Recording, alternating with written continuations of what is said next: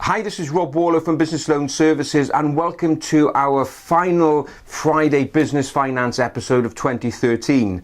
We'll go ahead now looking ahead into 2014. Now, hey, if you're viewing this video in 2014, 2015, 2016, well, your apologies for that, but obviously I keep these videos on my YouTube channel, so it's quite possible you may be viewing these at any time in the future.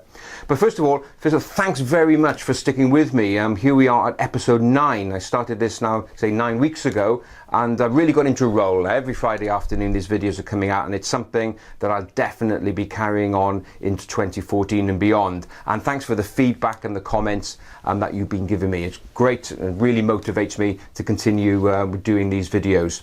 So what I'm going to do today is just have a catch up on the news this week. But more importantly, just spend a little time looking ahead at 2014. You can see behind me here, I've got 3 key priorities that I think you need to be focusing on in 2014 as you look to plan to grow and expand your business.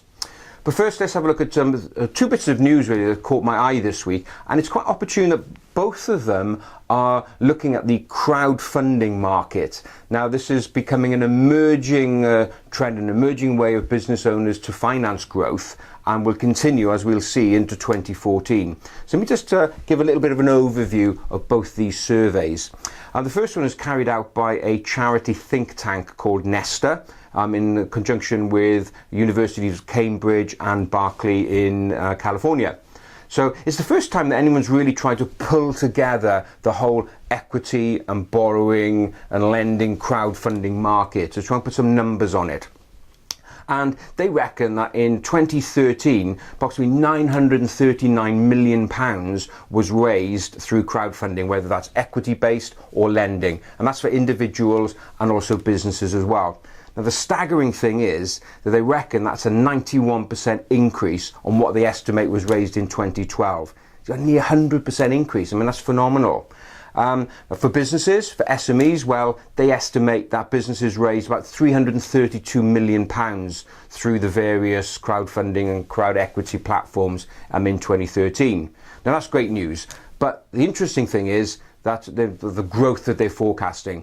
And they reckon that in 2014, that 939 million is going to grow to about 1.6 billion. So that's a massive increase again.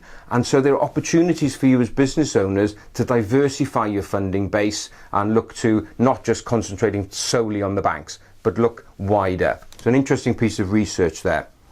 Another piece of news that came out this week, again on that crowdfunding area, was a survey carried out by Funding Knight. That's one of the online platforms that looks at lending money to businesses.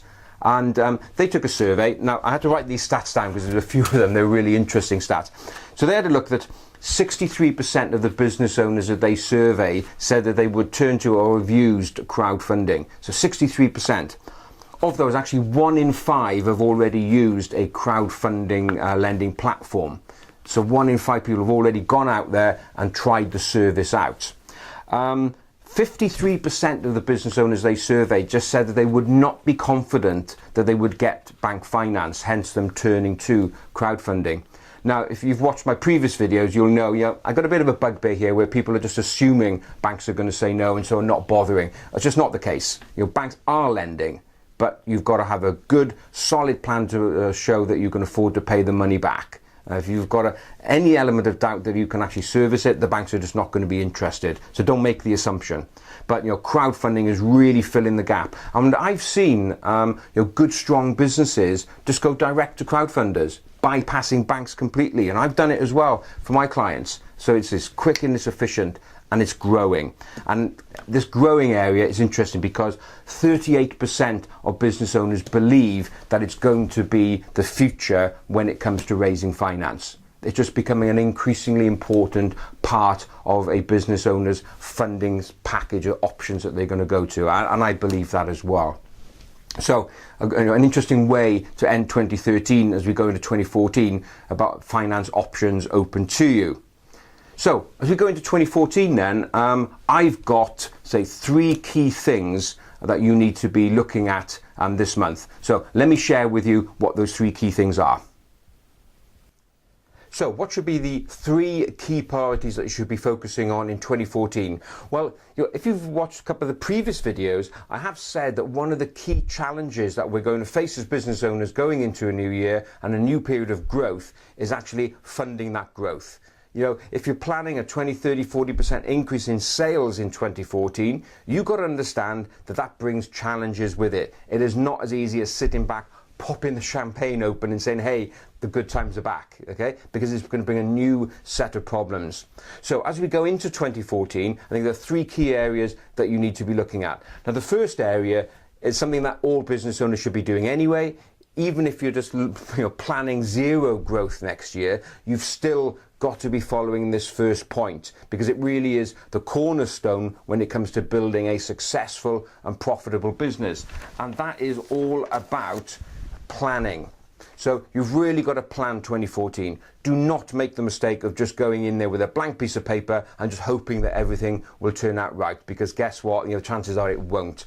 So you need to sit down and put together just a very small plan, no more than perhaps 2 pages, just focusing on where you want to be and, more importantly, what actions you're going to take in order to get there.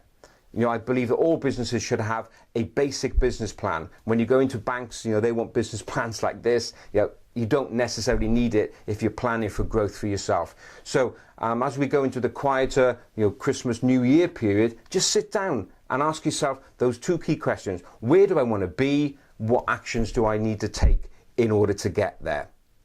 Having done that bit, we've then got to think about, well, okay, how are we going to fund this? And this is where the next point comes in, because whilst you may think that you know how much money you're going to need, it's just going to be a total guesswork.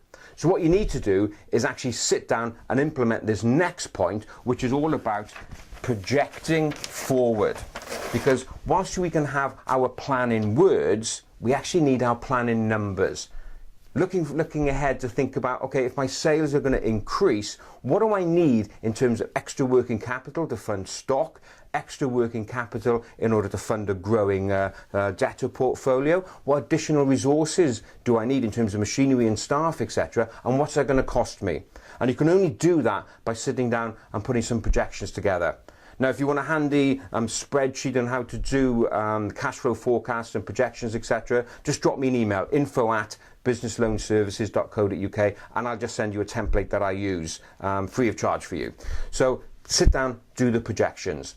And the last thing that you need to be prioritizing in 2014, well, here's the thing. You can get all of these things right, but if you don't follow this point, well, you may as well not bother with this.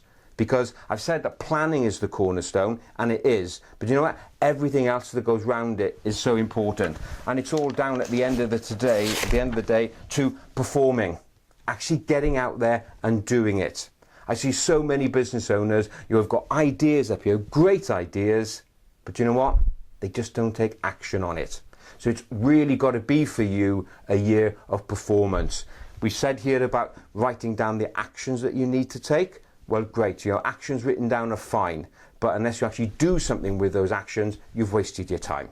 So get out there and actually start performing aggressively and growing your business in 2014. So hey, I hope those 3 quick tips have been useful to you.